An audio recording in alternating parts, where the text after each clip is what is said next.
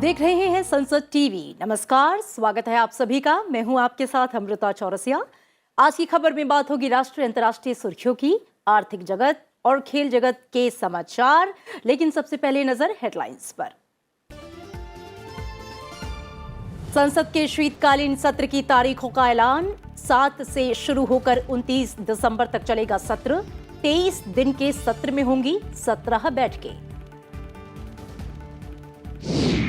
अरुणाचल प्रदेश को मिला पहला ग्रीनफील्ड एयरपोर्ट। प्रधानमंत्री नरेंद्र मोदी ने किया उद्घाटन। देश को समर्पित की जल विद्युत परियोजना। वाराणसी में काशी तमिल संगमम का भी किया शुभारंभ।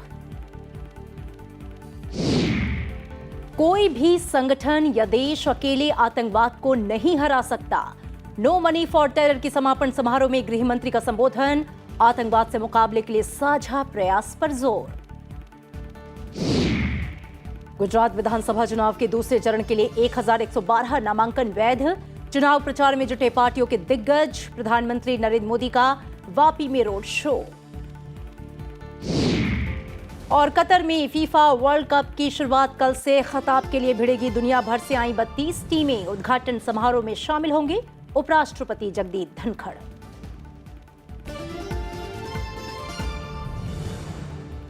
खबरें विस्तार से। संसद का शीतकालीन सत्र अगले महीने की 7 तारीख से शुरू होगा। सत्र 29 तारीख तक चलेगा। इसी के साथ 17वीं लोकसभा के 10वें और राज्यसभा के 258वें सत्र की शुरुआत होगी।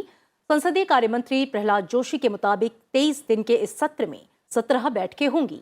विधायी काम के साथ ही इस दौरान अलग अलग मंत्रालय से जुड़े सवालों के जवाब दिए जाएंगे। इसके साथ ही विभिन्न मंत्रालयों से जुड़े सरकारी पत्र और संसदीय समितियों के प्रतिवेदन सभा पटल पर रखे जाएंगे। दोनों सदनों में 9 और 23 दिसंबर को गैर सरकारी बिल पेश होंगे, जबकि 16 और 29 दिसंबर को गैर सरकारी संकल्प पेश किए जाएंगे।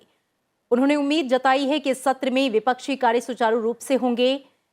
विभिन्न मुद्दों पर रचनात्मक चर्चा होगी, विचार विमर्श होगा और सभी विधायी काम जो हैं उसका संचालन सुचारू तरीके से चलेगा।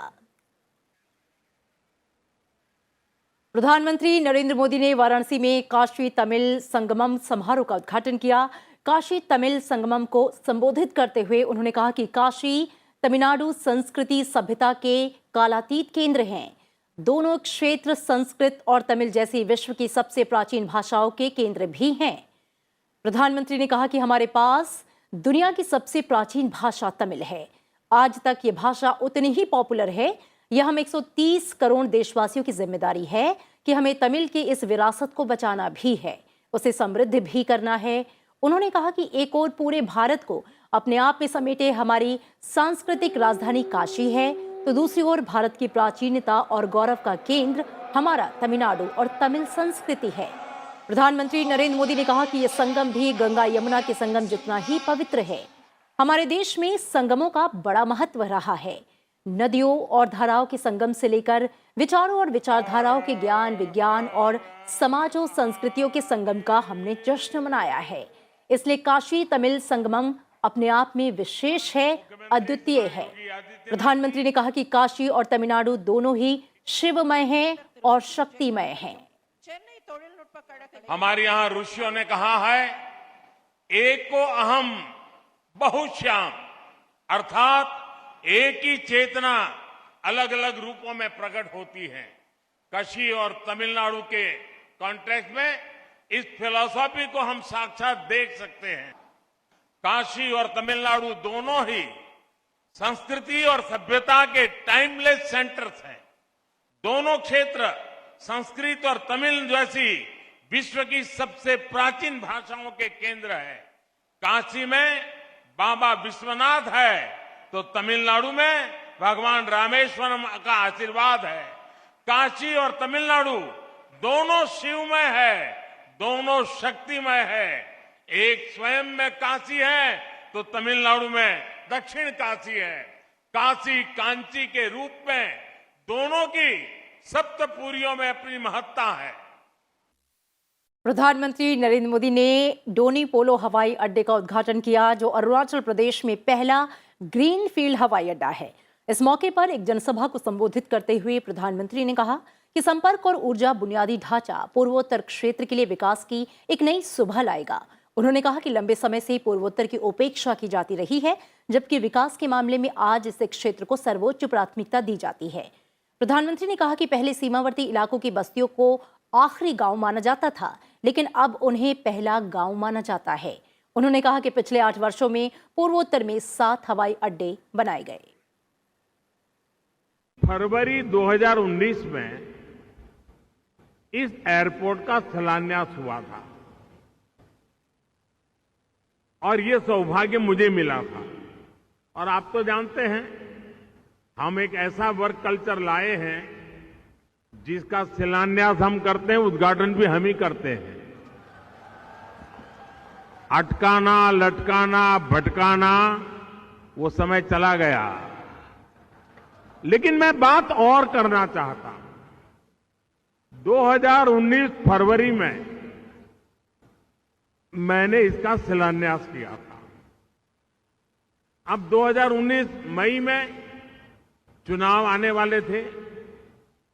ये जितने पॉलिटिकल कमेंटेटर होते हैं, जिनकी आंखों पर पुराने जमाने के चश्मे टंगे हुए हैं, इन लोगों ने चिल्लाना शुरू कर दिया, लिखना शुरू कर दिया, बोलना शुरू कर दिया, एयरपोर्ट वेयरपोर्ट कुछ बनने वाला नहीं है, ये तो चुनाव है ना, इसलिए मोदी यहां पत्थर खड़ा करने आ गया है।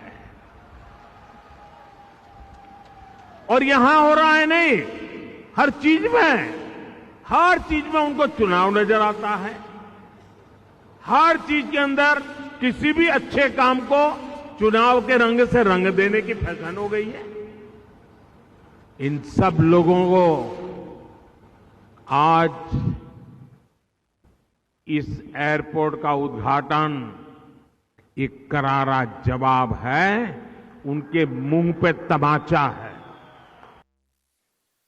अरुणाचल प्रदेश की राजधानी ईटानगर से करीब 15 किलोमीटर की दूरी पर होलोंगी स्थित यह हवाई अड्डा इस सीमावर्ती राज्य को वाणिज्यिक उड़ानों के जरिए देश के अन्य शहरों के साथ और अरुणाचल प्रदेश के अन्य हिस्सों को हेलीकॉप्टर सेवाओं के माध्यम से जोड़ेगा। हवाई अड्डे की आधारशिला प्रधानमंत्री ने फरवरी 2019 को रखी थी। प्रधानमंत्री ने अरुणाचल के पश्चिम कामेंग जिले में 600 मेगावाट की कामेंग जलविद्युत परियोजना को भी राष्ट्र को समर्पित किया। कामेंग जलविद्युत परियोजना को 80 वर्ग किलोमीटर से अधिक क्षेत्र में 8,450 करोड़ रुपए की अधिक की लागत से विकसित किया गया है। आतंकवाद, लोकतंत्र, मानवाधिकार, आर्थिक प्रगति और विश्व शांति के खिलाफ नासूर है, जिसे हमें जीतने नहीं देना है। नो मनी फॉर टेरर के 2 दिवसीय सम्मेलन के समापन सत्र में केंद्रीय गृह मंत्री अमित शाह ने ये बातें कही। उन्होंने कहा कि कोई भी संगठन या देश अकेले आतंकवाद को नहीं हरा सकता। इसे हराने के लिए वैश्विक समुदाय को एक साथ मिलकर चलना होगा। केंद्रीय गृह मंत्री अमित शाह ने कहा कि हमें आतंकवाद और आतंकवादी समूहों के खिलाफ हर भौगोलिक क्षेत्र में, हर आभासी दुनिया में युद्ध लड़ना है। उन्होंने कहा कि अभी हाल ही में सामाजिक गतिविधि की आड़ में युवाओं को कट्टरपंथ बनाकर और उन्हें आतंक की तरफ धकेलने की साजिश करने वाली एक संस्था को बैन किया गया। मेरा मानना है कि हर देश को ऐसी संस्था को चिन्हित कर उनके खिलाफ कार्रवाई करनी चाहिए। अमित शाह ने कहा कि आतंकवाद के वित्तपोषण का मुकाबला करने के लिए हमारा दृष्टिकोण 5 स्तंभों पर आधारित होना चाहिए। भारत काउंटर टेररिज्म और सीएफटी के लिए अंतर्राष्ट्रीय सहयोग का केंद्र बिंदु बनेगा, ये सुनिश्चित है। हम टेररिज्म के सभी रूपों के खिलाफ एक प्रभावी, दीर्घकालिक और ठोस लड़ाई के बिना भयमुक्त समाज, भयमुक्त दुनिया का अस्तित्व सोच ही नहीं सकते हैं। हमारी सबसे पहली प्रतिबद्धता होनी चाहिए ट्रांसपेरेंसी के साथ कोऑपरेशन की। सभी देशों को, सभी संगठनों को बेहतर और प्रभावी तरीके से इंटेलिजेंस साझा करने में पूरी तरह से ट्रांसपेरेंसी का संकल्प लेना होगा। तो दिल्ली में 2 दिवसीय सम्मेलन नो मनी फॉर टेरर का आज समापन हो गया और इस पे ज्यादा बातचीत के लिए मेरे सहयोगी अखिलेश सुमन मेरे साथ जुड़ रहे हैं। अखिलेश जी, आपकी कुछ देशों के प्रतिनिधियों से भी बातचीत होगी, किस तरह की भागीदारी रही उनकी और इस सम्मेलन के जो 2 दिवसीय सम्मेलन था, इसके नतीजे क्या रहे? देखिए, मैंने प्रतिनिधिमंडल के कई सदस्यों से बात की। हालांकि औपचारिक तौर पे बात करना मुश्किल था, संभव नहीं था और एक तरह से उन्हें मनाही भी थी। लेकिन अनौपचारिक तौर पे उन्होंने जो कहा उसका मतलब ये था कि बहुत ही सफल कार्यक्रम रहा है। सफल इस मायने में रहा कि भारत ने जिस तरीके से आतंकवाद के मुद्दों को उठाया और जिस तरीके से उसे आम जीवन से जोड़ने की कोशिश की, और उसके अलावा जिस तरीके से भारत ने यह दिखाने की कोशिश की कि कैसे आतंकवाद की जो फिनांसिंग है वह किस तरीके से इतना खतरनाक है कि उसी की वजह से आतंकवाद होता है। अपने आप में रेडिकलाइजेशन भी तभी होगा जब उनको फिनांस होगा। तो यह बात लोगों को भाई, और भारत की पूरी कोशिश यही है कि इस जो NMFT है, NMFT को एक परमानेंट बॉडी के रूप में विकसित किया जाए। और इसीलिए अमित शाह ने, जो गृह मंत्री हैं, उन्होंने प्रपोज भी कर दिया कि परमानेंट सेक्रेटेरिएट बनाने के लिए भारत तैयार है। अब इस पे विचार होगा कि किस तरीके से परमानेंट सेक्रेटेरिएट बनेगा, कब बनेगा, लेकिन निश्चित तौर पे यह एक कह सकते हैं कि आतंकवाद के खिलाफ कार्रवाई करने में और दुनिया को गोलबंद करने की दिशा में यह एक बड़ा कदम है। अब जहाँ तक एक FATF है, पहले से ही फिनेंशियल एक्शन टास्क फोर्स बना हुआ है।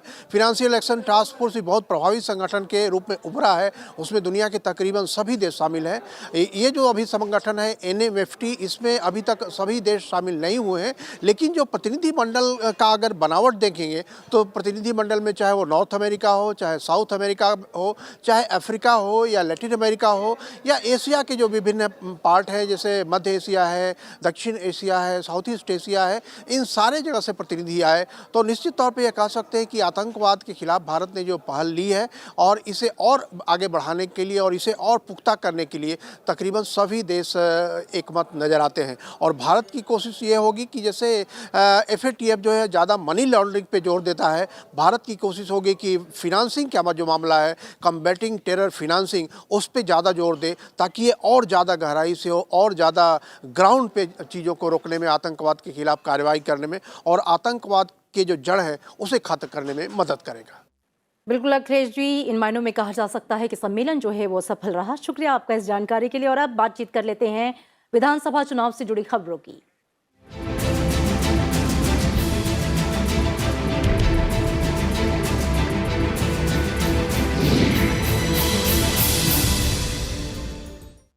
गुजरात विधानसभा चुनाव के दूसरे चरण के लिए कुल 1112 नामांकन फॉर्म वैध पाए गए। राज्य चुनाव ने इस बात की जानकारी दी है। दूसरे चरण के लिए कुल 1515 फॉर्म प्राप्त हुए, जिनमें से 1112 वैध पाए गए। दूसरे चरण में 5 दिसंबर को जिन 93 सीट पर मतदान होना है, उनके लिए शुक्रवार को नामांकन पत्रों की जांच की गई। पहले चरण का मतदान 1 दिसंबर को होगा, जिसमें 89 सीट के लिए वोट डाले जाएंगे। विधानसभा की सभी 182 सीट के लिए मतगणना जो है वो 8 दिसंबर को होगी। अरुणाचल और उत्तर प्रदेश के दौरे के बाद प्रधानमंत्री नरेंद्र मोदी गुजरात के वापी पहुंचे, जहां वो एक रोड शो में शामिल हुए। इस मौके पर बड़ी तादाद में लोगों ने सड़क के दोनों तरफ खड़े होकर उनका स्वागत किया। प्रधानमंत्री अपने गुजरात दौरे में अगले महीने होने वाले विधानसभा चुनाव के लिए भारतीय जनता पार्टी के प्रचार अभियान के तहत राज्य के विभिन्न जिलों में रैलियों को संबोधित करेंगे। प्रधानमंत्री रविवार को भावनगर, अमरेली और जूनागढ़ जिलों में 4 रैलियों को संबोधित करेंगे। विधानसभा चुनाव कार्यक्रम की घोषणा के बाद प्रधानमंत्री का अपने गृह राज्य का ये दूसरा दौरा है।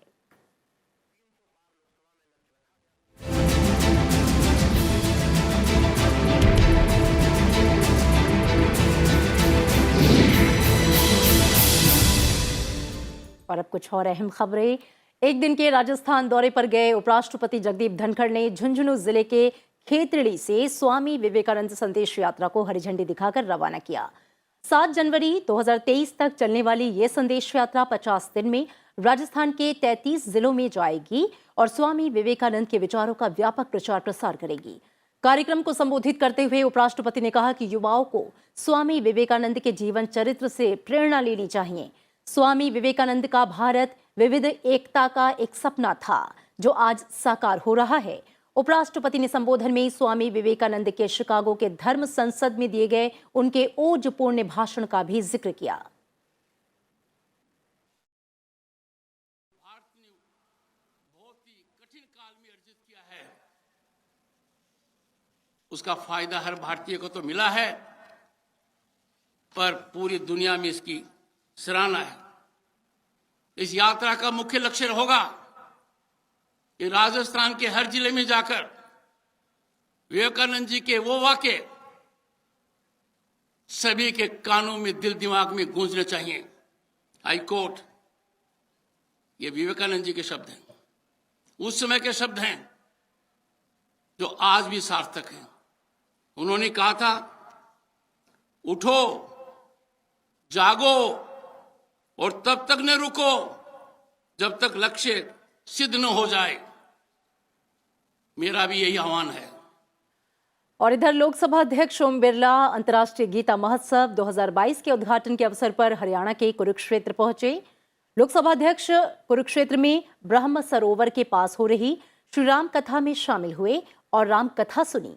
इस मौके पर उन्होंने कहा कि देश के युवाओं को भगवान श्री राम के जीवन से प्रेरणा लेनी चाहिए।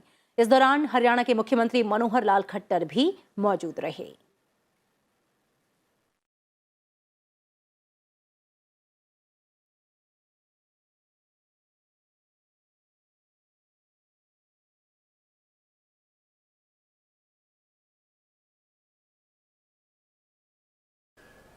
एक ऐसा संयोग जहां परम पूज्य बापू ने राम कथा के माध्यम से इस देश के नौजवानों में, इस देश के जन जन में एक आदर्श जीवन, एक राममय जीवन जीने का संदेश दिया और इस धरती से आज वह निष्काम कर्म योग का संदेश भी देंगे। भगवान राम और श्री कृष्ण का संदेश इस धरती से निकलेगा और भारत आध्यात्मिक संस्कृति का ये संदेश पूरी दुनिया में शांति का ले संदेश जाएगा। और आइए अब नजर डालते हैं कुछ और प्रमुख समाचारों पर। घरेलू इस्पात उद्योग और निर्यात को बढ़ावा देने के लिए केंद्र सरकार ने इस्पात उत्पादों और लौह अयस्क पर निर्यात शुल्क में कटौती की है। यह शुल्क 6 महीने पहले ही लगाया गया था। सेवानिवृत्त आईएएस अधिकारी अरुण गोयल को चुनाव आयोग में चुनाव आयुक्त नियुक्त किया गया है। राष्ट्रपति भवन की ओर से इस बारे में विज्ञप्ति जारी की गई। आरबीआई के आंकड़ों के मुताबिक देश के विदेशी मुद्रा भंडार में गिरावट के रुख को पलटते हुए 11 नवंबर को समाप्त सप्ताह में ये 14.72 अरब डॉलर बढ़कर 544.72 अरब डॉलर पर पहुंच गया। ये अगस्त 2021 के बाद अब तक की सबसे तेज वृद्धि है। आरबीआई के गवर्नर शक्तिकांत दास ने कहा है कि यूरोप में जारी युद्ध नई चुनौतियां लेकर आया है और अचानक दुनिया के सामने खाद्य और ऊर्जा का गंभीर संकट आ खड़ा हुआ है। जम्मू कश्मीर के राजौरी जिले में नियंत्रण रेखा के पास सेना की कार्रवाई में एक पाकिस्तानी घुसपैठिया मारा गया। इसके साथ ही सेना ने नौशेरा सेक्टर के कलाल इलाके में घुसपैठ की कोशिश को नाकाम कर दिया। देश भर के 39 स्कूलों को शैक्षणिक वर्ष 2021-22 के लिए स्वच्छ विद्यालय पुरस्कार प्रदान किया गया। इस पुरस्कार के लिए 8.23 लाख प्रविष्टियों में से इन स्कूलों का चयन किया गया, जिनमें 28 सरकारी और 11 निजी स्कूल शामिल हैं। व्हाइट हाउस ने कहा है कि इंडोनेशिया में हाल में संपन्न हुए G20 शिखर सम्मेलन की बाली घोषणा पत्र संबंधी बातचीत में भारत ने अहम भूमिका निभाई। व्हाइट हाउस की प्रेस सचिव कैरेन जॉ पियरे ने कहा कि प्रधानमंत्री नरेंद्र मोदी ने स्पष्ट किया कि आज का युग युद्ध का नहीं होना चाहिए। मलेशिया में आम चुनाव के लिए मतदान संपन्न हो गया। ये चुनाव तय करेगा कि देश में सबसे लंबे समय तक शासन करने वाला गठबंधन 4 साल पहले मिली चुनावी हार के बाद फिर से चुनावी जीत हासिल कर पाएगा या नहीं। उत्तराखंड में बद्रीनाथ धाम के कपाट वैदिक मंत्रोच्चार के साथ बंद हो गए। सर्दी के मौसम में पहले बद्रीनाथ मंदिर को भव्य रूप से फूलों से सजाया गया। मनिका बत्रा ITTF ATTU एशियाई कप में पदक जीतने वाली पहली भारतीय टेबल टेनिस खिलाड़ी बन गई हैं, जिन्होंने दुनिया की 6ठे नंबर की खिलाड़ी जापान की हिना हायाता को प्लेऑफ में हराकर कांस्य पदक जीता। और यहां रुकेंगे एक छोटे से ब्रेक के लिए। आप कहीं मत जाइए, देखते रहिए संसद टीवी, क्योंकि ब्रेक के बाद कुछ और भी है खास।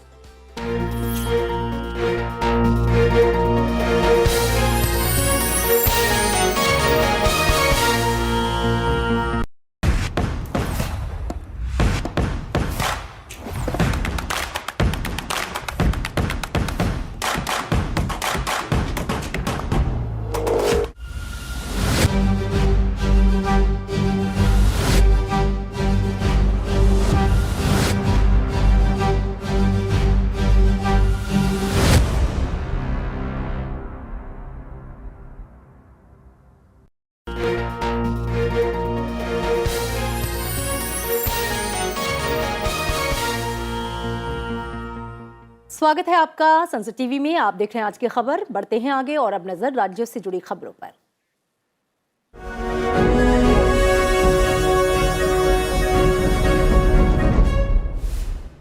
कांग्रेस नेता राहुल गांधी के नेतृत्व में भारत जोड़ो यात्रा महाराष्ट्र चरण के 13वें दिन शेगांव से आगे बढ़ी।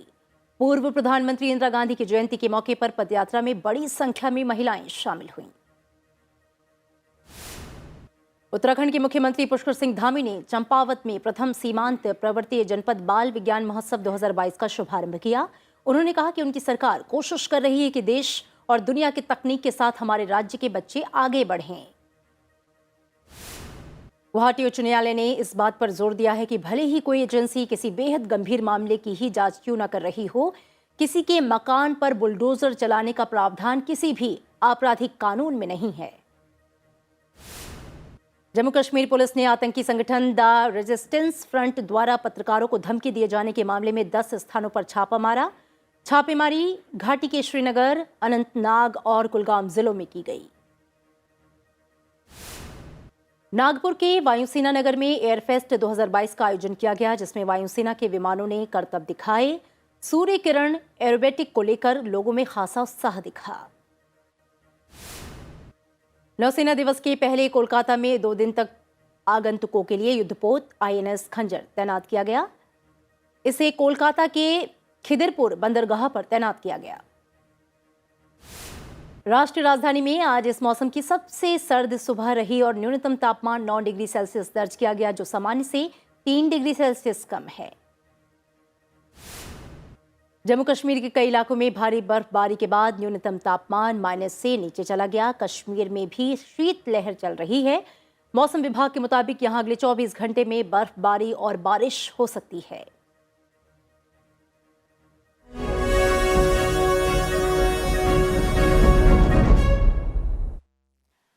कुछ और खबरें। प्रधानमंत्री नरेंद्र मोदी और कांग्रेस समेत विभिन्न दलों के नेताओं ने पूर्व प्रधानमंत्री इंदिरा गांधी की जयंती पर उन्हें श्रद्धांजलि दी। साथ ही देश के प्रति उनके योगदान को याद किया। लोकसभा अध्यक्ष ओम बिरला, कांग्रेस अध्यक्ष मल्लिकार्जुन खड़गे, कांग्रेस के वरिष्ठ नेता सोनिया गांधी समेत कई सांसदों ने पूर्व प्रधानमंत्री इंदिरा गांधी की जयंती के अवसर पर संसद भवन में उन्हें श्रद्धांजलि अर्पित की।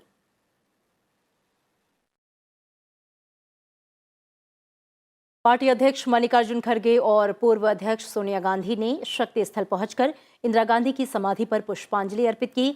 देश की पहली महिला प्रधानमंत्री इंदिरा गांधी का जन्म 19 नवंबर 1917 को प्रयागराज में हुआ था। वो जनवरी 1966 से मार्च 1977 तक प्रधानमंत्री रहीं। इसके बाद 1980 में वो एक बार फिर प्रधानमंत्री बनी।